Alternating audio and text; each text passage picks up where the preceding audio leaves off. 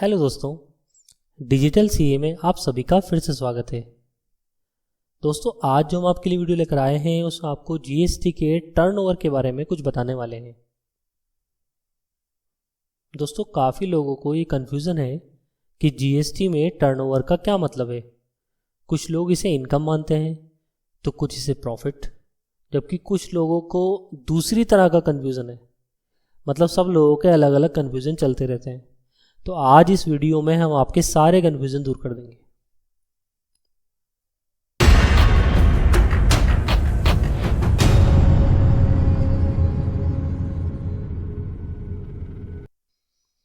दोस्तों, आप सबने सुना होगा कि जीएसटी नंबर लेने की ज़रूरत तभी पड़ती है जब आपका टर्नओवर 20 लाख या 40 लाख क्रॉस कर जाए। टर्नओवर की लिमिट ही तय करती है कि जीएसटी नंबर लेना पड़ेगा या नहीं। यानी जीएसटी में टर्नओवर एक इम्पॉर्टेंट टर्म है। आपने देखा होगा कि भाई जीएसटी अगर टर्नओवर इतना हो जाए तो जीएसटी नंबर लेना है, इससे कम रहे तो नहीं लेना है। तो टर्नओवर की लड़ाई काफ़ी है जीएसटी में। ये टर्नओवर आखिर है क्या कन्फ्यूज़न है लोगों के।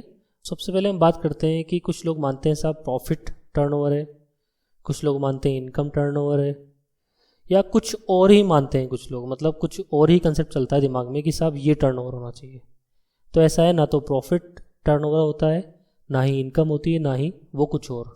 ठीक है, ये कुछ और सबके लिए अलग अलग है। अब हम बात करते हैं कि सही टर्म जो है टर्नओवर की, उसका जो मतलब है जीएसटी में, उसका मतलब क्या होता है। देखिए, जितनी भी आपकी सेल्स होती हैं सारी वो, और जितनी भी आपकी सर्विसेज होती हैं वो, या आप ऐसा कोई कारोबार करते हैं जिसमें सेल और सर्विस दोनों होती हैं, तो इन तीनों को ही टर्नओवर में काउंट किया जाता है। मतलब सेल को भी टर्नओवर में काउंट किया जाता है, सर्विसेज को टर्नओवर में काउंट किया जाता है, और अगर कोई कारोबारी ऐसा काम करता है जो सेल और सर्विस दोनों देता है तो उन दोनों को मिलाकर टर्नओवर में काउंट किया जाता है।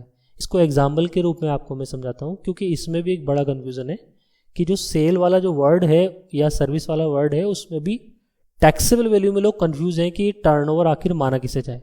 दोस्तों, एक टोटल इनवॉइस वैल्यू होती है, यानी कि जो बिल की वैल्यू होती है, जो बिल काटते हैं उसकी जो बिल की वैल्यू होती है वो टैक्सेबल वैल्यू प्लस जीएसटी, उन दोनों को मिलाकर टोटल क्या बनती है, एक टोटल इनवॉइस की वैल्यू बनती है।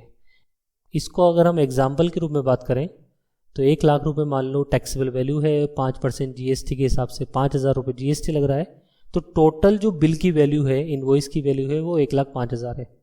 तो कई लोगों को कन्फ्यूज़न ये भी है कि साहब टैक्सेबल वैल्यू हमारे लिए 1 लाख रुपये टर्नओवर में काउंट होगा या 1,05,000 रुपये टर्नओवर में काउंट होता है। तो आज मैं इस कन्फ्यूज़न को भी दूर कर देता हूँ आप लोगों के। टर्नओवर का जो यहाँ पर काउंट होगा वो 1 लाख रुपये काउंट होंगे। टर्नओवर का जो मीनिंग है, यानी टैक्सेबल वैल्यू का मतलब ही सेल्स वैल्यू है, सर्विस वैल्यू है, और टर्नओवर है। मतलब जो हमारी जो सेल वैल्यू होती है ना, उसे ही हम टर्नओवर कहते हैं, ना कि उसमें कुछ जुड़ा हुआ होता है। तो दोस्तों, मुझे उम्मीद है आपको आज की हमारी वीडियो काफ़ी पसंद आई होगी। आपका जो टर्नओवर से रिलेटेड कन्फ्यूज़न है वो दूर हो गया होगा। लेकिन फिर भी अगर आपके मन में कोई सवाल है तो आप हमें कमेंट करके बता सकते हैं। Thank you, thanks for watching.